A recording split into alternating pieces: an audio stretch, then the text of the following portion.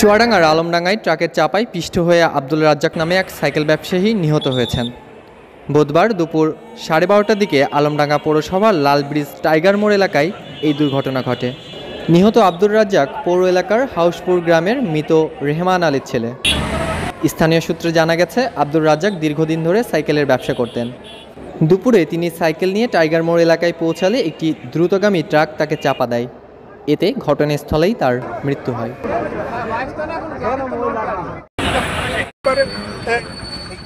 এই জায়গা থেকে ধাক্কা দিয়ে এখান থেকে চলে গেছে, যেটা যে এখানে থেকে গাড়িটা ধাক্কা দিয়ে সেইটা এখান থেকে চলে গেছে। চলে গেলে পরে এখন এখানে পড়ছে, তখনই চিল্লাইছি যে ড্রাইভার সাহেব ব্রেক ধরেন, ব্রেক ধরেন, ব্রেক ধরেন। কিন্তু ওই যে হলো অকৃত্য ভাষা আছে একটা, পাউনে মন্তর পরে পাঠায় কয়, আর বললাম কথা শুনিনি আর। কিন্তু এ যদি ওইখানের থেকে শাসরাইতে এখানে আসছে, যদি সাথে সাথে ব্রেক ধরে তাহলে কিন্তু আল্লাহর রহমত হয়ে যায়, কিন্তু বেঁচে যায়।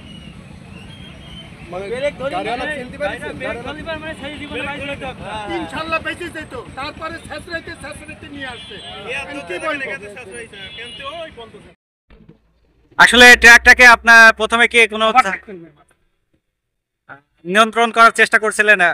হ্যাঁ, ও তার কারণে ও ব্রেকটাই চলে গেছে।